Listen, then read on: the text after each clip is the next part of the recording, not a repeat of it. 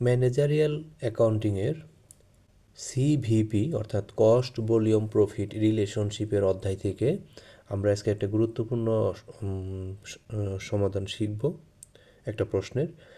সেটা managerial accounting যে গ্যারিসনের বইটা আছে, আমরা বিভিন্ন পরীক্ষায় দেখি এই প্রশ্নটার উপর ভিত্তি করেই এই ম্যানেজারিয়াল অ্যাকাউন্টিংয়ের এই অধ্যায়ের প্রশ্নটা হয়। তো আমরা দেখতেছি এখানে একটা কোম্পানির উদাহরণ দেওয়া আছে। ভল্টার company manufactures and sells a specialized cordless telephone for high electromagnetic radiation environment. The company's contribution format income statement for the most recent year is given below. Sales 20,000 unit, প্রতি ইউনিট $60 করে, $60 করে, $12 লক্ষ। ভ্যারিয়েবল এক্সপেন্স $45 করে, প্রতি unit $9 লক্ষ। Contribution margin $15 করে, প্রতি unit $3 লক্ষ। অর্থাৎ সেলস থেকে ভ্যারিয়েবল এক্সপেন্স বাদ দেওয়ার পর কন্ট্রিবিউশন মার্জিনটা রইল। ফিক্সড এক্সপেন্স $2,40,000, তাহলে নিট অপারেটিং ইনকাম আসলো $60,000। আচ্ছা, তাহলে $60,000 হলে এখানে কিন্তু আমরা একটা যে ইনকাম স্টেটমেন্টের ছক সেটা দেখলাম। এখানে আমরা কিছু তথ্য দেওয়া আছে, সেটা অ্যানালাইসিস করব। Management is anxious to increase the company's profit and has asked for an analysis of a number of items required. Compute the company's CM ratio অর্থাৎ contribution margin ratio and variable expense ratio. তাহলে contribution আমরা একটা করে সমাধান করে নেই। Contribution margin ratio বের করার যে ফর্মুলা আমরা এই যে এখানে দেখি, এখানে ফর্মুলাটা দেওয়া আছে। কন্ট্রিবিউশন মার্জিন রেশিও সমান unit contribution margin divided by selling price. তাহলে আমরা যখন সমস্যাটা দেখতেছিলাম সেখানে দেওয়া আছে ইউনিট কন্ট্রিবিউশন মার্জিন $15 এবং ইউনিট সেলিং প্রাইস $60 করে, অর্থাৎ তাহলে 25% হলো contribution margin ratio. Variable expense ratio, variable expense ছিল প্রতি ইউনিটে $45 করে এবং প্রতি ইউনিটের সেলিং প্রাইস ছিল $60 করে, তাহলে 75% হলো ভ্যারিয়েবল এক্সপেন্স রেশিও। তাহলে প্রথম প্রশ্নেরটা সমাধান খুবই সহজ হয়ে গেল। কন্ট্রিবিউশন মার্জিন রেশিও বের করা হলো, ভ্যারিয়েবল এক্সপেন্স রেশিওটা বের করা হলো। আচ্ছা, এরপরে আমরা যাব পরের প্রশ্নে। পরের প্রশ্নে বলা আছে compute the company's break even point in both units and sales dollar, use the equation method. Equation মেথডে আমাদের ব্রেক ইভেন পয়েন্ট ডলারে এবং ইউনিটে বের করতে হবে। তাহলে আমরা ইকুয়েশন মেথডের ফর্মুলা ব্যবহার করব। এখন আমরা জানি ব্রেক ইভেন পয়েন্ট মানে হলো সেলসের যে পরিমাণ সেটা ভ্যারিয়েবল এক্সপেন্স, ফিক্সড এক্সপেন্স এবং প্রফিট যদি থাকে তাহলে কভার করবে। এখানে যেহেতু কোনো প্রফিটের টার্গেট নেই তাহলে প্রফিটটা 0। ভ্যারিয়েবল এক্সপেন্সটা আমরা একটু আগে দেখেছিলাম, আর সেলসটাও দেখেছি। প্রশ্নে দেওয়া আছে সেলস প্রতি ইউনিট $60 করে, তাহলে $60 প্রতি ইউনিট এবং ইউনিটটাকে আমরা কোয়ান্টিটি হিসেবে রাখলাম, কিউতে দিয়ে রাখছি সংক্ষেপে দেওয়া আছে। ভ্যারিয়েবল এক্সপেন্স এখানে প্রতি ডলার $45 করে, কোয়ান্টিটিটা আমাদের বের করতে হবে, কিউ দিয়ে রাখলাম। এরপরে ফিক্সড এক্সপেন্স আমাদের প্রশ্নে দেওয়া ছিল $2,40,000 এবং প্রফিট 0। এই ইকুয়েশন থেকে আমরা যদি কিউর মানটা বের করতে পারি তাহলে পাওয়া যাবে break even point in units এবং সেটাকে রেট দিয়ে গুণ করলে পাওয়া যাবে ইন ডলার। তাহলে আমরা দেখছি 60 থেকে 45 বাদ দেওয়া হয়েছে 15 কিউ। সেখান থেকে আমরা যদি এটাকে 15 দিয়ে আবার 2,40,000কে ভাগ করি তাহলে 16,000 ইউনিট, অর্থাৎ ব্রেক ইভেন পয়েন্ট যদি ইউনিটে বলি তাহলে 16,000 ইউনিট, প্রতি ইউনিট $60 করে, অর্থাৎ $9,60,000 হলো ব্রেক ইভেন পয়েন্ট। তাহলে আমাদের যেটা ব্রেক ইভেন পয়েন্ট বের করতে বলা হয়েছিল ইউনিট এবং ডলারে, সেটা বের করা সম্ভব হলো। তাহলে 2 নম্বর প্রশ্নের সমাধানটা আমরা দেখলাম। 3 নম্বর প্রশ্নে কী দেওয়া আছে? Assume that sales increase by $4 lakh next year, অর্থাৎ বিক্রয়ের পরিমাণ $4 লক্ষ বেড়েছে। If cost behaviour pattern remained unchanged আছে, by how much will the company's net operating income increase, use the CM ratio to compute your answer.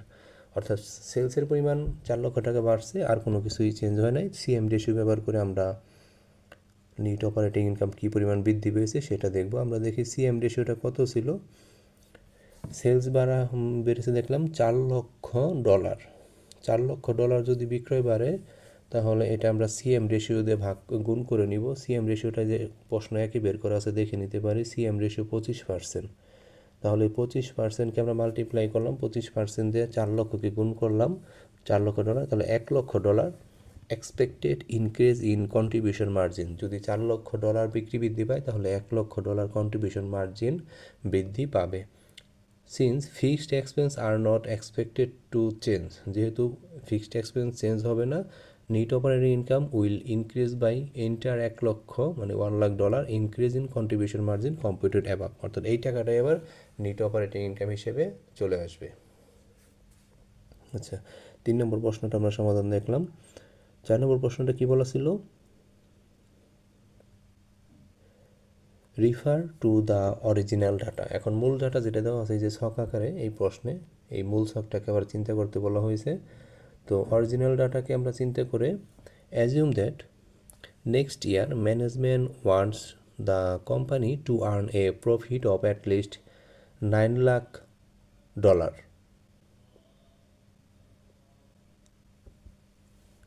আমরা একটু আচ্ছা 90 lakh,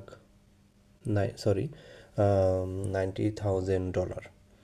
How much units will have to sold to meet this target profit?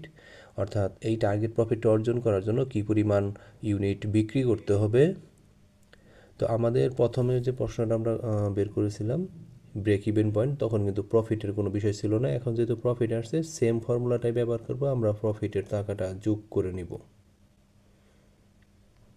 তাহলে দেখি ওই যে একই formula equation মেথডে আমাদের সেলস সমান variable expense plus fixed expense plus profit. এখানে প্রফিট $90,000 অ্যাড হয়েছে। তাহলে সেলস হলো প্রতি ইউনিট $60 করে এবং ভ্যারিয়েবল এক্সপেন্স প্রতি ইউনিট $45 করে। আমরা কোয়ান্টিটি নাই, তাহলে কোয়ান্টিটি যেহেতু বের করতে হবে কিউ রাখলাম 45 কিউ প্লাস $2,40,000 ফিক্সড এক্সপেন্স এবং $90,000 প্রফিট। এখান থেকে আমরা কিউর মানটা বের করব 22,000 ইউনিট। অর্থাৎ যদি 22,000 ইউনিট বিক্রি করা হয় তাহলে তার প্রফিট হবে $90,000। আচ্ছা, কন্ট্রিবিউশন মার্জিন মেথডে যদি বের করি সেখানেও একই ফর্মুলা। এখানে ইকুয়েশন মেথড ফর্মুলা, এটা কন্ট্রিবিউশন মার্জিনের ফর্মুলা। Fixed expense plus target profit. Fixed expense $2,40,000, target profit $90,000, contribution margin প্রতি ইউনিট $15 করে। তাহলে 22,000 ইউনিট বিক্রি করতে পারলে এই টার্গেট প্রফিটটা হবে। 5 নম্বর প্রশ্ন যাওয়ার আগে আমরা 4 নম্বরে কী প্রশ্ন ছিল আবার একটু বুঝে নিই। 4 নম্বর প্রশ্ন এবং 1 নম্বর প্রশ্নের মাঝে আমাদের ছিল এটাতে টার্গেট প্রফিট ছিল আর ওই 1 নম্বরটা আলাদা করে টার্গেট প্রফিট ছিল না। আচ্ছা, 5-এ বলা হয়েছে refer to the original data. যদি অরিজিনাল ডাটা বলে তাহলে আমাদের প্রশ্নে যে বক্সটা দেওয়া থাকে সেটা নিয়ে চিন্তা করতে হবে। Compute the companies margin of safety in both dollars and percentage from. তাহলে মার্জিন অফ সেফটি বের করতে হবে 5 নম্বর প্রশ্নতে বলা আছে। আমরা এখানে মার্জিন অফ সেফটির ফর্মুলাটা বসাইতে পারলে ইজিলি হয়ে যাবে। Margin of safety in dollars, total sales minus break even sales. Total sales কত? অরিজিনাল ডাটা যদি দেখি $12 লক্ষ এবং ব্রেক ইভেন সেলস আমরা ক্যালকুলেশন 1-এ বের করেছিলাম $9,60,000। তাহলে $2,40,000 হলো মার্জিন অফ সেফটি। আর এই $2,40,000কে যদি আমরা আবার টোটাল সেল দিয়ে ভাগ করি তাহলে মার্জিন অফ সেফটি পার্সেন্টেজ 20%। তাহলে মার্জিন অফ সেফটি থেকে শেখার বিষয় হলো এই ফর্মুলা দুটো যদি জানা থাকে margin of safety in dollar বের করা যাবে, মার্জিন অফ সেফটি পার্সেন্টেজও বের করা যাবে। এবার দেখি 6 নম্বরে কি প্রশ্ন ছিল। 6 নম্বর ছিল compute the company's degree of operating leverage at the present level of sales. বর্তমানে যে সেলস ভলিউমটা দেখতেছি এটার উপর ভিত্তি করে ডিগ্রি অফ অপারেটিং লিভারেজ বের করতে হবে। তো 6-1 দেখি ডিগ্রি অফ অপারেটিং লিভারেজ, উপরে হবে কন্ট্রিবিউশন মার্জিন, নিচে net operating income. Contribution margin ছিল আমরা যদি দেখি $3 লক্ষ আর নিট অপারেটিং ইনকাম $60,000। দেখে নেই কন্ট্রিবিউশন মার্জিন আর নিট অপারেটিং ইনকাম। অরিজিনাল বক্সটাই যেখানে রয়েছে contribution margin $3,00,000, net operating income $60,000। Contribution মার্জিনকে আমরা নিট অপারেটিং ইনকাম দিয়ে ভাগ করব। আচ্ছা, কন্ট্রিবিউশন মার্জিনকে যদি আমরা কন্ট্রিবিউশন মার্জিনকে আমরা নিট অপারেটিং ইনকাম দিয়ে ভাগ করব, 3,00,000 ভাগ 60,000, তাহলে হলো 5 ডিগ্রি অফ অপারেটিং লিভারেজ। আচ্ছা, এরপরে 6-এর আবার কয়েকটা প্রশ্ন আছে। 6-এর বিতে দেখে আসি কী চাওয়া হয়েছে। 6-এর বিতে বলা হয়েছে assume that through a more intense effort by sales staff the company's sales increase by 8% next year। পরের বছরে বিক্রি 8% বাড়বে। by what percentage would you expect net operating income to increase? যদি বিক্রয় 8% বাড়ে তাহলে নেট অপারেটিং ইনকাম কত percent বাড়বে সেটা আবার ডিগ্রি অফ অপারেটিং লিভারেজ দিয়ে আনসারটা বের করতে হবে। একেবারে সহজ, যদি degree of operating leverage answer বের করতে হয় তাহলে আমরা খেয়াল রাখবো বিক্রয় 8% বৃদ্ধি পেয়েছে। আচ্ছা, আমরা 6-এর বিতে যাই। 6-এর বি, তাহলে আমাদের বিক্রয় বৃদ্ধি পেয়েছে 8% আর আমাদের ডিগ্রি অফ অপারেটিং লিভারেজ আছে 5, তাহলে expected increase in net operating income এটা গুণ করব 40%, 5 40%। শুধুমাত্র ডিগ্রি অফ অপারেটিং লিভারেজ দিয়ে গুণ করলেই বিক্রয়কে আমরা এক্সপেক্টেড ইনক্রিজ ইন নিট ইনকামটা পেয়ে যাব। 6-এর বি গেল। এখন আমরা 6-এর সিতে কী বলা আছে, verify your answer to B by preparing a new contribution format income statement showing an 8% increase in sale। মানে আমরা যে ডিগ্রি অফ অপারেটিং লিভারেজ দিয়া এই expected increase in net operating income বের করলাম, অর্থাৎ 40%। মানে মেসেজটা হলো 8% বিক্রি বাড়লে 40% যে অপারেটিং ইনকাম বাড়বে সেটা আবার আমাদের ছক আকারে করে এটা বুঝিয়ে দিতে হবে। তার আমরা খেয়াল করি 8% সেলস বাড়বে। আগে সেলস ছিল 20,000 ইউনিট, যদি 8% বাড়ে 1600 বাড়বে, তাহলে 21,600 ইউনিট। আমরা ছক আকারে করতে পারি 21,600 ইউনিট, প্রতি ইউনিট $60 করে, $12,96,000 বিক্রি। ভ্যারিয়েবল এক্সপেন্স প্রতি ইউনিট $45 করে, তাহলে 21,600 ইউনিটের জন্য আসবে $9,72,000। কন্ট্রিবিউশন মার্জিন আসলো $3,24,000। আর ফিক্সড এক্সপেন্স আমরা শুরুতে দেখেছিলাম $2,40,000। নিট অপারেটিং ইনকাম আসলো $84,000। এই হলো নতুন যে 8% বিক্রি বৃদ্ধি পাইছে সেই হিসাবে এই তথ্যটা। এখন খেয়াল করে দেখি, আমাদের আগে ছিল $60,000 নিট অপারেটিং ইনকাম, এখন হয়ে গেছে $84,000 net operating income. Net operating income তাহলে বৃদ্ধি পেল $24,000।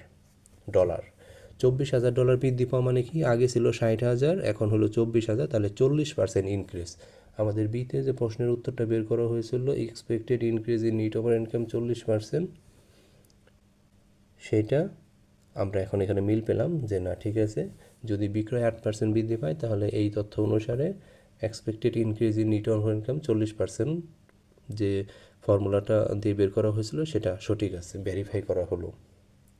আমরা এবার 7 নম্বর প্রশ্নে চলে যাব। দেখি এখানে একটা কেস দেওয়া আছে। In an effort to increase sales and profit, management is considering the use of higher quality speaker. The higher quality speaker would increase variable cost $3 per unit. প্রতি ইউনিটে ভ্যারিয়েবল কস্ট বাড়বে, but management could eliminate one quality inspector who is paid a salary of $30,000 per year. The sales manager estimate that higher quality speaker would increase annual sale by at least 20%। তাহলে এখান থেকে অনেকগুলো শেখার আছে। Sales কিন্তু 20% বাড়বে, variable cost $3 করে বাড়বে, আর ফিক্সড কস্ট $30,000 কমবে। ভ্যারিয়েবল কস্ট $3 করে বাড়বে, ফিক্সড কস্ট $30,000 কমবে, বিক্রি 20% বাড়বে। এই ঘটনাগুলো যদি ঘটে তাহলে দেখি কি হয়েছে। এই নম্বর এই চেঞ্জগুলো বিবেচনা নিয়ে prepare a projected contribution format income statement for next year, show data on total per unit percentage basis. একটা ইনকাম স্টেটমেন্ট করতে হবে, আগে আমরা মুখস্থ করে নিয়েছি। বিক্রয় 20% বাড়াবো, ভ্যারিয়েবল কস্ট $3 করে বাড়াবো, ফিক্সড কস্ট $30,000 কমাবো। আচ্ছা, এটা করি আগে। 7-এর এ সেলস আমরা 20,000কে আমরা বাড়িয়েছি, সেখানে আমাদের 20% যদি বাড়ে তাহলে 4,000, 24,000 হলো।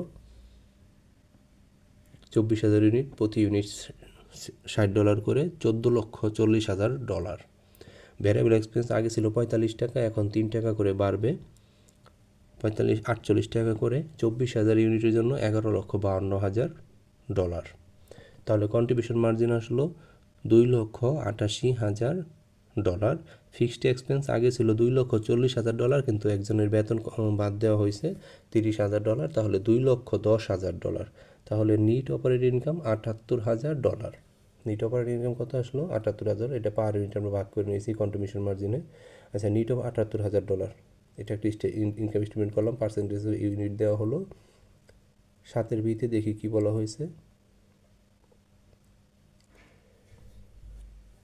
Compute the company's new break-even point in unit and dollar of sale. Use the contribution margin method. Contribution margin মেথডে 7 নম্বরে যে টেবিলটা করা হয়েছে সেটা থেকে আমাদেরকে contribution margin break even point বের করতে হবে। ব্রেক ইভেন পয়েন্ট আমরা ফর্মুলা জানি, fixed expense unit contribution margin. এখানে fixed expense 2,10,000, unit contribution margin $12। $2,10,000কে $12 পার ইউনিটে ভাগ করলে 17,500 হলো break even point in unit sale.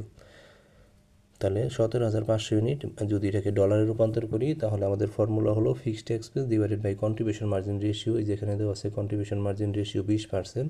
তাহলে ফিক্সড এক্সপেন্স 2,10,000কে 20% ভাগ করলে $10,50,000 break even point in dollar sale. Break even পয়েন্টটা বেরোলো 7 বিতে। এরপর আমাদেরকে 7 সিতে বলা হয়েছে would you recommend that changes be made? আচ্ছা, এটা কি আমরা সুপারিশ করি? আমরা আগে দেখে নিব আগে কি ছিল এখন কি হয়েছে। Yes, based on the data, changes should be made because the changes increase the company's net or income from the present. বর্তমানে কোম্পানির $60,000 নেট অপারেটিং ইনকাম, কিন্তু প্রস্তাবিত তথ্যগুলো দেখলাম 7 সেখানে 78,000, তাহলে এটা অবশ্যই লাভজনক প্রস্তাব। Although the changes also result in higher break-even point 17,500 unit as compared to present 16,000, break-even point একটু হায়ার, বাট খেয়াল রাখতে হবে যে মার্জিন অফ সেফটি কিন্তু সেখানেও এটা মার্জিন অফ সেফটি বেশি আছে, অর্থাৎ টোটাল সেল 14,40,000। এই যেখানে দেখে নিতে পারি নতুন স্টেটমেন্টে 14,40,000 সেলস থেকে আমরা বিয়োগ দিব ব্রেক ইভেন সেলস $10,50,000, তাহলে $3,90,000। মানে মার্জিন অফ সেফটিও বেশি আছে, তো ব্রেক ইভেন পয়েন্ট বেশি হওয়ার চিন্তিত হওয়ার কিছু নেই। তাই এখানে কনক্লুশনে বলা হয়েছে several benefit will result from the proposed change. তো এই বড় একটা প্রশ্নের আমরা সমাধান দেখলাম। ম্যানেজারাল অ্যাকাউন্টিংয়ের যে কস্ট ভলিউম প্রফিট অ্যানালাইসিস থেকে যে প্রশ্নগুলো আসে, এই প্রশ্নটা যদি ভালোভাবে বুঝে করা যায়, এটা ম্যানেজারাল অ্যাকাউন্টিং গ্যারিসনের যে বইটা, তাহলে এই অধ্যায়ের যে কোনো প্রশ্ন খুব সহজে আনসার করা সম্ভব হবে। ধন্যবাদ সবাইকে।